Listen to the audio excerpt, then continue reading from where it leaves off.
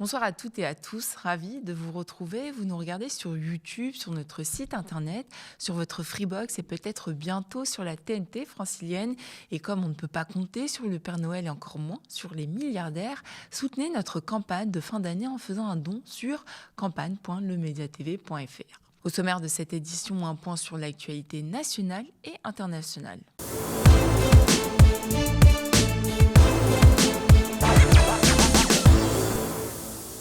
Nouvelle polémique autour de Charlie Hebdo. Cette fois, c'est la journaliste et essayiste Rokhaya Diallo qui dénonce une caricature la représentant en danseuse affublée d'une ceinture de banane, un dessin jugé raciste, sexiste et directement hérité de l'imagerie coloniale. Sur les réseaux sociaux, Rokhaya Diallo accuse le journal satirique d'être incapable de débattre des idées d'une femme noire sans la réduire à un corps exotisé, dansant, supposément sauvage. Pour elle, ce dessin vise à la remettre à sa place dans une hiérarchie raciale et sexiste toujours bien vivante. De son côté, le journal se défend en parlant de manipulation. Il affirme que la caricature fait référence à Joséphine Baker pour illustrer un article critiquant les positions de Rokhaya Diallo sur la laïcité. Une justification largement contestée, car c'est précisément cette référence qui pose problème. La ceinture de banane renvoie à une iconographie coloniale violente, historiquement utilisée pour animaliser et ridiculiser les personnes noires. L'image des bananes et du corps dansant est lourde de connotations coloniales et racistes. Elle renvoie à des siècles d'exotisation de zoos humains et de spectacles où les corps noirs étaient affichés pour amuser un public européen. Faire de Rokhaya Diallo l'incarnation de ces stéréotypes dépasse la simple maladresse ou la satire. C'est une réactivation du racisme et une tentative de la réduire à son apparence et non à ses idées. Ce n'est pas la première fois que Charlie Hebdo est accusé de racisme dans ses caricatures, notamment lorsqu'il s'attaque à des figures racisées, souvent au nom de la satire ou de l'universalisme. Charlie Hebdo a déjà par le passé multiplié les dessins qui recyclent des codes racistes bien connus. On l'a vu avec Christiane Taubira caricaturée en singe en 2013, dans un imaginaire hérité directement de l'époque coloniale. On l'a vu aussi à travers des représentations d'Arabes et de musulmans systématiquement renvoyer une altérité supposée primitive. À chaque fois, c'est le même scénario, une caricature violente, puis une défense derrière le mot satire, comme si l'intention suffisait à effacer la violence du symbole. La satire a des limites, elle ne peut justifier la reproduction de stéréotypes raciaux et coloniaux. De nombreuses personnalités politiques et culturelles, surtout à gauche, ont apporté leur soutien à Rokhaya Diallo, dénonçant un dessin jugé indigne, infâme et intellectuellement paresseux. Derrière cette polémique, une question centrale. Où s'arrête la satire et où commence la reproduction de stéréotypes racistes? Un débat ancien autour de Charlie Hebdo, mais qui, une fois encore, se fait au détriment de celles et ceux qui en sont la cible. C'est une énième illustration persistante du racisme ordinaire sous couvert d'humour. Gino est libéré. Le militant antifasciste placé en détention depuis mi-décembre en raison d'un mandat d'arrêt allemand a finalement été libéré sous contrôle judiciaire.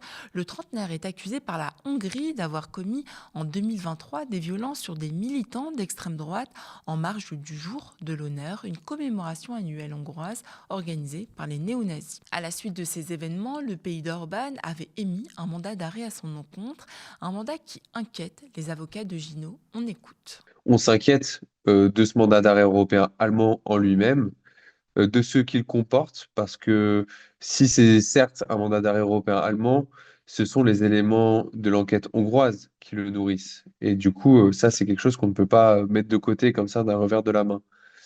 Sur notamment cette question du droit au procès équitable et de la protection des droits fondamentaux de Gino. On sait que les Hongrois, en tout cas c'est ce qu'a dit la Cour d'appel de Paris dans sa dernière décision pour Gino, que les Hongrois ne respectent pas les règles du droit au procès équitable le concernant dans cette affaire, mais on ne sait pas si les Allemands vont enquêter de leur côté. Je ne le pense pas, objectivement. Je vois très bien que là, tous les éléments qui sont repris, ce sont les éléments de l'enquête hongroise. Et pour nous, ça pose évidemment question. La France avait finalement refusé de le renvoyer en Hongrie par crainte d'un traitement inhumain.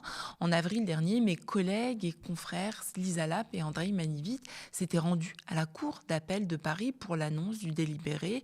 Un deuxième mandat d'arrêt s'ajoute donc au premier, cette fois-ci émis par l'Allemagne pour violence contre des militants d'extrême droite allemands. C'est ce que défend un des avocats de Gino, maître Yuri Krasoulia. On écoute. C'est une situation qui est très inquiétante. On voit qu'en Allemagne, il y a une criminalisation très large des mouvements antifascistes, une envie de les poursuivre, de leur administrer des peines de prison très lourdes. On l'a vu pour une des personnes dans ce dossier, Anna, qui a pris 5 ans de prison, où les faits ont été qualifiés de tentative d'homicide. Après, moi, je suis pas un expert du droit allemand, mais je peux constater, en parlant en plus avec les avocats allemands et les personnes qui sont très concernées par ces poursuites-là, on voit très bien qu'il y a un vrai mouvement de criminalisation des mouvements antifascistes, déjà au niveau mondial, avec les listes antiterroristes aux États-Unis. C'est également le cas en Hongrie. Et qui sait, peut-être que ça va être des volontés prochaines dans de nouveaux États. L'examen de son possible transfert vers l'Allemagne est prévu le 28 janvier prochain. Il encourt 10 ans de prison et également la possibilité d'être extradé vers la Hongrie. C'est une suite qui n'est d'ailleurs pas à exclure. C'est une annonce qui crée la surprise juste avant Noël, mais encore très incertaine pour les salariés de Brandt. Un projet de reprise partielle de la marque, fleuron historique de l'électroménager français, placé en liquidation judiciaire le 11 décembre dernier, a été dévoilé à Orléans. À l'origine de cette offre, Stéphane Français, patron de Thomson Computing, il propose de reprendre le principal site industriel de Brandt près d'Orléans. Le projet prévoit de sauver 150 emplois dans un premier temps sur les 700 menacés au total dans le groupe. L'investissement annoncé est de 25 millions d'euros, dont environ 9 millions d'euros d'argent public, avec l'ambition de relancer une partie de la production d'électroménagers et de la compléter avec des activités électroniques. À terme, le repreneur évoque jusqu'à 250 emplois sur 5 ans si les résultats sont au rendez-vous. Dans l'instant Porcher du 15 décembre dernier, l'économiste Thomas Porcher détaillait avec ma collègue Lisa Lapp les raisons qui ont mené à ce placement en liquidation. On écoute. Tout le monde a besoin d'une machine à laver, tout le monde a besoin d'une plaque, tout le monde a besoin d'un réfrigérateur chez lui. Donc le marché est quelque part là et l'utilité du produit est démontrée. Après, c'est une question qui doit être tranchée stratégiquement. Mais si nous jugeons que nous avons besoin de ça, je pense que moi, c'est très utile parce que tout le monde en a. Et bien dans ce cas-là, il faut faire en sorte de protéger cette marque de la concurrence extérieure. Parce que ce qui s'est passé là, c'est que des grands distributeurs ont été produire ça en Chine et les ont vendus beaucoup moins cher que ce qui était produit en France, principalement les plaques et les fours qui étaient produits en France. Vous avez aussi des marques purement asiatiques ou turques qui sont venues se déverser sur les marchés européens. Donc on a eu une concurrence très forte, y compris par des acteurs français et des acteurs étrangers, qui a fait que la demande a été tuée. Il y a eu une concurrence et la demande de Brent a été concurrencée par d'autres. Elle a eu moins de demandes. Donc oui, l'électroménager a un avenir, mais s'il a un avenir, il va falloir quand même se dire comment on assure cet avenir aux entreprises quand elles jugent qu'elles en ont un. L'économiste revient également sur les pressions de rentabilité. Est-ce qu'on peut encore produire de manière rentable en France ? Moi, je pense que bien sûr. Alors, en fait, ça dépend de ce qu'on appelle la rentabilité. C'est une très bonne question. C'est-à-dire, tant que vous allez vous mettre en concurrence avec des endroits où les normes le droit du travail n'est pas le même, où le coût du travail n'est pas le même, où les normes environnementales sont inexistantes et où l'État aide ces entreprises, on ne sera jamais rentable par rapport à. Mais la rentabilité, on peut l'avoir en France. Il faudrait tout simplement, encore une fois, protéger ces entreprises-là pour qu'elles n'aient pas des concurrences déloyales sur le marché. Ça, c'est la première des choses.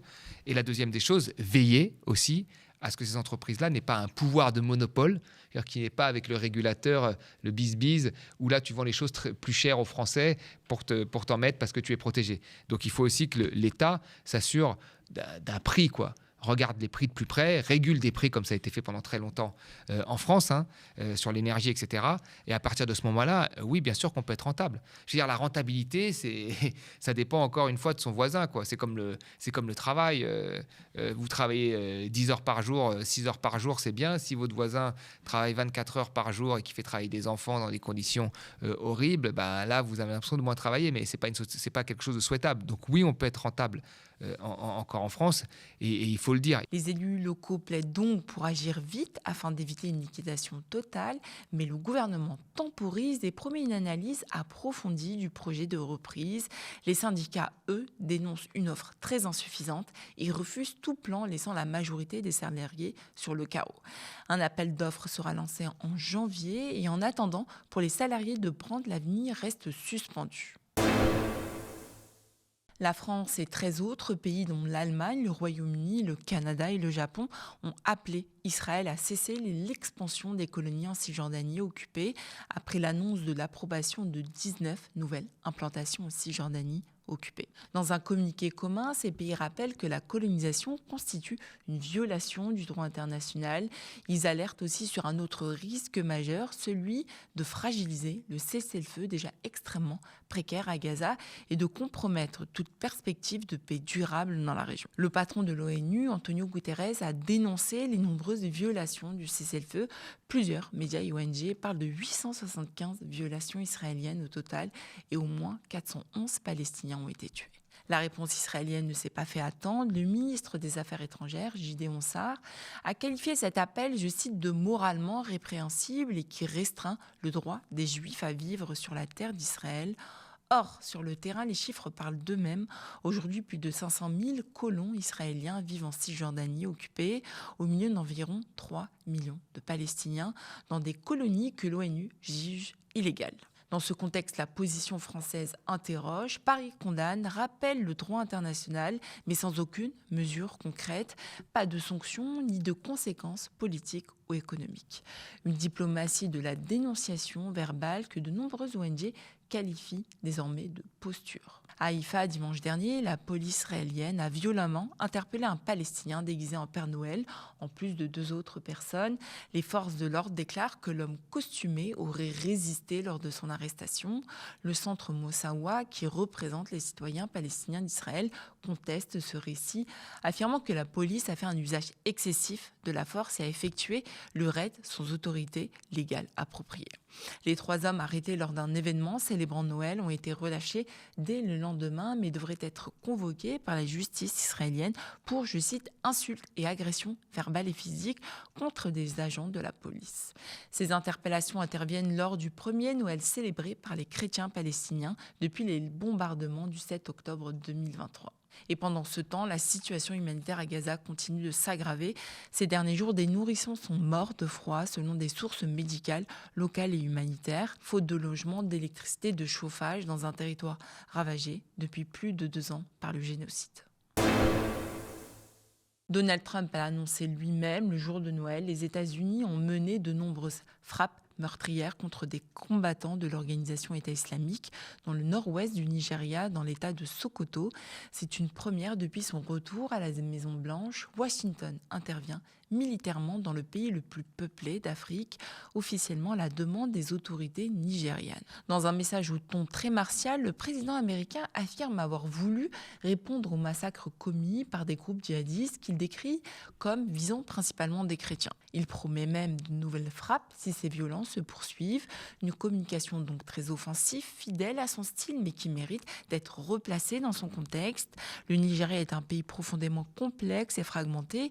Il est divisé à peu près à part égale entre un sud majoritairement chrétien et un nord majoritairement musulman. Et depuis plus de 15 ans, le pays est confronté à plusieurs formes de violences armées.